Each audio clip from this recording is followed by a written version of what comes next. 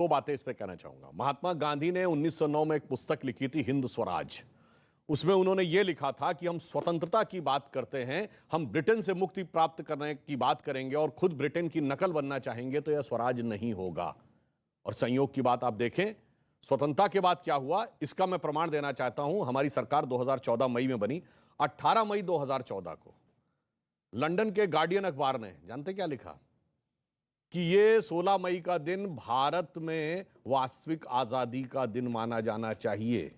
ये हम नहीं कह रहे हैं, ये ब्रिटेन का अखबार कह रहा है। क्योंकि इसके बाद, आजादी के बाद लंबे समय तक जो सरकारें रहीं, उन्होंने विचार और व्यवस्था दोनों में जो ब्रिटिश कॉलोनियल लीगेसी थी उसको यथावत चालू रखा था। लेकिन सांस्कृतिक पुनर्जागरण कैसे? मैं उसी पे आ रहा हूं, मैं इसी बिंदु पे आ रहा हूं। जी जी जी, जवाब। तो इसका अर्थ क्या हुआ? स्वतंत्रता मिली थी, उसका अर्थ क्या था? स्वतंत्र, अपना तंत्र। उसमें स्व का तत्व नहीं था।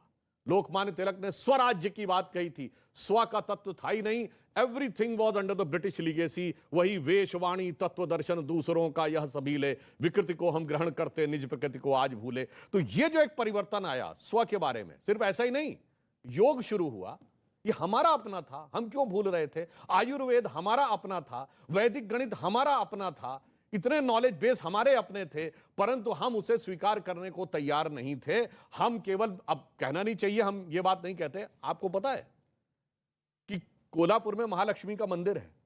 जब दो इक्विनॉक्सेस होते हैं, 21 मार्च और 21 सितंबर, उधर 3 दिन ऐसा होता है, सूर्य की किरणें एक बार उस मंदिर में देवी के चरण पे पड़ती हैं, नेक्स्ट डे देवी के हृदय पे पड़ती हैं और फिर चली जाती हैं।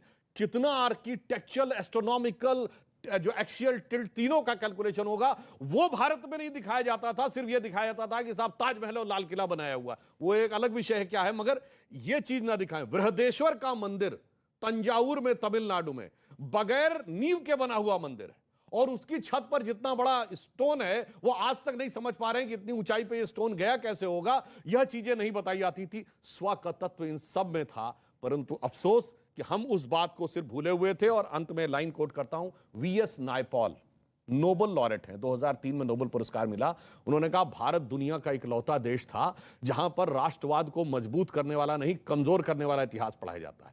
अब वो कहता है ये इकलौता देश है जो अपने लेके इतिहास को प्रामाणिक नहीं मानता, विदेशियों के लेके इतिहास को प्रामाणिक मानता है। तीसरा कहता है विदेशियों में भी ये किस विदेशी के लेके इतिहास को प्रामाणिक मानता है? जो आपके दुश्मन थे, जिन्होंने आप पे हुकूमत की, जिन्होंने आपको गुलाम बनाया, उसके लेके इतिहास को प्रामाणिक मानता है। इसलिए उन्होंने किताब लिखी थी, इंडिया ए वुंडेड सिविलाइजेशन। मुजीबुर रहमान, अक्षय कुमार कहते हैं कि हमें अपने राजाओं को जानने का पूरा हक है। पृथ्वीराज चौहान इस देश के आखिरी हिंदू राजा हुए, उनके बारे में कितना पढ़ाया गया।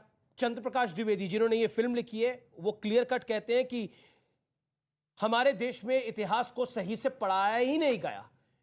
अमित शाह कहते हैं कि सांस्कृतिक पुनर्जागरण का युग 2014 से शुरू हुआ है इस देश के अंदर। क्या आपको लगता है कि हम आक्रांताओं, लुटेरों को ज्यादा जानते हैं, योद्धाओं को कम जानते हैं? देखिए, अगर कोई कहता है कि जो हिंदू राजा थे वो हमारे राजा थे और जो मुसलमान राजा थे वो हमारे नहीं थे। अब सपोज कीजिए मैं कहूं कि मोदी जी हैं, वो सुधांशु जी के जो है प्राइम मिनिस्टर हैं और मेरे नहीं हैं, तो ये बेवकूफ़ी की बात होगी। तो लोकतंत्र नहीं, जब लोकतंत्र नहीं था तब भी वही बात थी, तब भी राजा थे।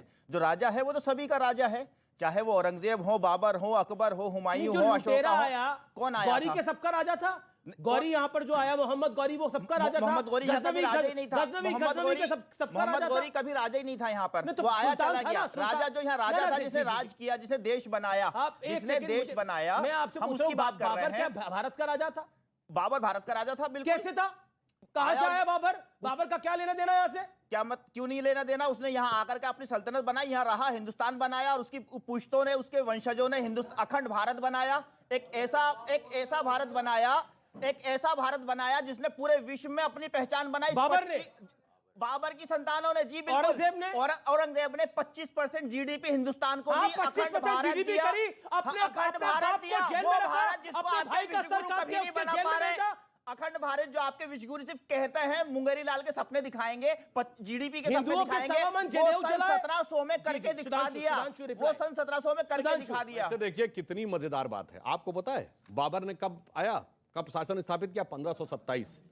और 1527 में खानवा की लड़ाई के बाद वो क्या मर गया 1530, उससे ज्यादा जनता दल ने इस देश पे शासन किया है। मगर 500 साल पहले वाले बाबर का नाम लेके देख कैसे जोर जोर से बोल रहे हैं। 2.5 साल जिसने केवल इस देश पे शासन किया वो कितना महान। और जो कह रहे हैं जीडीपी, बिल्कुल मैं आपसे कहता हूं बच्चों जाके चेक करिए। एक बहुत बड़े हिस्टोरियन हुए एंगस मेडिसिन, ओएसीडी कंपनी जो कंट्रीज हैं 54, उन 54 कंट्रीज ने करीब 200 रिसर्चर्स को स्पॉन्सर्ड किया था। 20 साल की रिसर्च के बाद किताब लिखी है उन्होंने, एंगस मेडिसन ने, world economic history the millennium perspective. 2000 साल के डॉक्यूमेंटेड इतिहास में 15वीं शताब्दी तक भारत का 35 से 40% जीडीपी में योगदान था।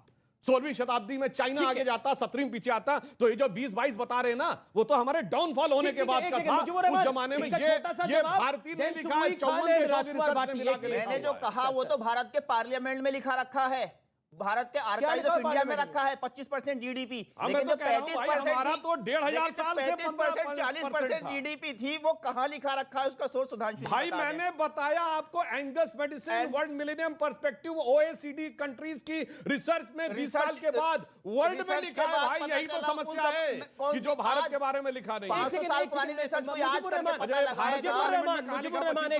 मुजीबुर रहमान, आपकी कुछ मजबूरी हो सकती है, आप आक्रांताओं को जीडीपी के साथ जोड़ें, आप आक्रांताओं को बोले कि उनके समय पे तो भारत महान हुआ, लेकिन शायद हम भूल जाते हैं कि हमारी नींव कहाँ है। शायद हम भूल जाते हैं कि हमारी संस्कृति क्या है। हमारी संस्कृति प्रभु राम से है, हमारी संस्कृति बाबर और औरंगजेब से नहीं है। ये सत्य है, ये सत्य है। ये बात एक लाइन अगर आप अनुमति दे तो बोल दूं। अगर ये सच है कि उनके आने के बाद जीडीपी बढ़ा, तो मेरे भाई वो जहां से आए थे वहां क्या था? खाने को खाना नहीं, पीने को पानी नहीं, खाने का ठौर नहीं, शौक नवाबों वाले, कि मतलब वहां से आए और यहां हमारा जीडीपी बढ़ा। ठीक है, नहीं देखिए सुबुई खान, बाबर बहुत बड़े इकोनॉमिस्ट थे, अभी मुझे पता लग गया। औरंगजेब माफ करिए, बहुत बड़े इकोनॉमिस्ट थे, मुझे पता लग गया, बहुत अच्छी जीडीपी थी। बाबर बहुत अच्छा शासन उन्होंने चलाया, ये अभी जानकारी इस देश को मिली है। नया इतिहास मुजीबुर रहमान जो कि जाने माने वकील है वो बता रहे हैं।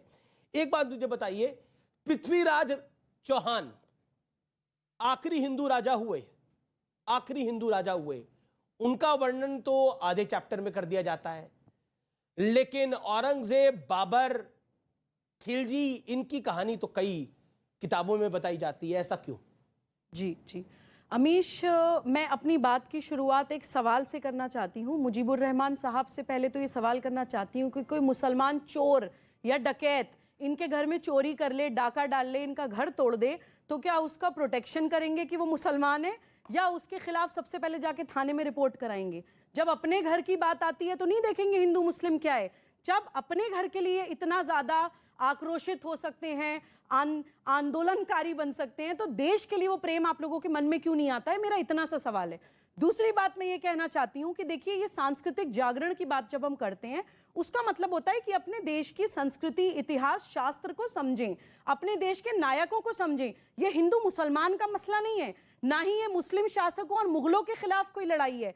ये है सिर्फ सही और गलत में फर्क करने की लड़ाई। अमीश, हम सिर्फ इतना कहते हैं कि औरंगजेब की खबर पे जाके नमाज मत पढ़िए, दारा शिकोह की खबर पे जाके नमाज पढ़िए। अमीश, मनोवैज्ञानिक तौर पे हम जिस तरह के संगीत सुनते हैं, जिस तरह की किताबें पढ़ते हैं, जिस तरह के नायकों को मानते हैं, उस तरह का हमारा चरित्र बनता है। आप सही हीरोज देश के सामने, मुस्लिम समाज के सामने क्यों नहीं लाने देना चाहते हैं? आप एपीजे कलाम को नायक क्यों नहीं बनने देना चाहते हैं? बहादुर शाह जफर का क्यों सम्मान करता है भारत?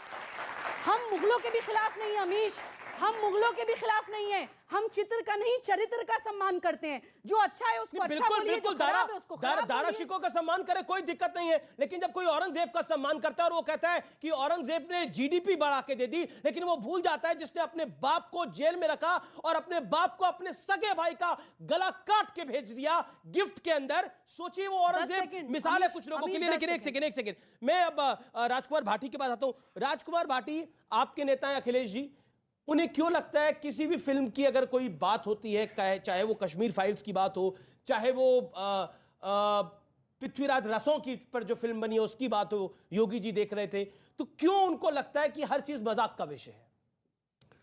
देखिए, आपने शुरुआत की कि इतिहास 2014 के बाद देश आज़ाद हुआ है और इतिहास बदला है। 2014 के बाद इतना बदला है कि पहला इतिहास क्लास में पढ़ाया जाता था, कक्षाओं में पढ़ाया जाता था, यूनिवर्सिटी में पढ़ाया जाता था, अब फिल्मों में पढ़ाया जा रहा है। पहले इतिहास इतिहासकार लिखते थे, अब नेता लिख रहे हैं। अब अमित शाह जी लिख रहे हैं, मोदी जी लिख रहे हैं, सुधांशु जी लिख रहे हैं। पहले प्रधानमंत्रियों के इंटरव्यू पत्रकार किया करते थे, अब कौन करते हैं? प्रसून जोशी करते हैं, अक्षय कुमार करते हैं। जो फिल्मों के हीरो हैं और जो कवि हैं वो जाके इंटरव्यू करते हैं। धर्म की रक्षा करने की जिम्मेदारी आप जैसे गुरुओं की थी, साधुओं की थी, संतों की थी, महात्माओं की थी। अब जो गली के टपोरी हैं उन्होंने धर्म की रक्षा का झंडा उठा रखा है। तो देश में इतना बदला है।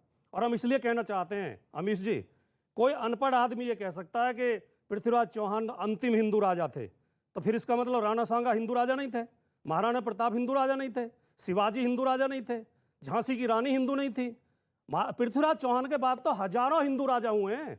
1857 तक दिल्ली सल्तनत क्योंकि जिसको हर कहा विषय लोग जाता दिल्ली में है, जोड़ते दिल्ली की गद्दी जो कहा जाता है, उसमें आखिरी हिंदू राजा पृथ्वीराज चौहान ही के हुए। मोहम्मद गौरी ने भारत पर शासन नहीं किया था, भूल जाते हैं हम। ये इस तरह के तर्क केवल वही लोग दे सकते हैं जिन्होंने आरएसएस की छोटी छोटी किताबें पढ़ी हैं, जिन्होंने असली इतिहास पढ़ा है।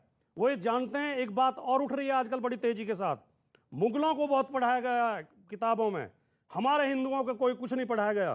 भैया कोई पढ़ा लिखा आदमी बताया क्या हिंदुओं को नहीं पढ़ाया गया? कौन से विषय में नहीं पढ़ाया गया? इतिहास में नहीं पढ़ाया गया, साहित्य में नहीं पढ़ाया गया, तो भूगोल में नहीं आप पढ़ाया मतलब गया। औरंगजेब के साथ है। अरे हमने तो किसके साथ?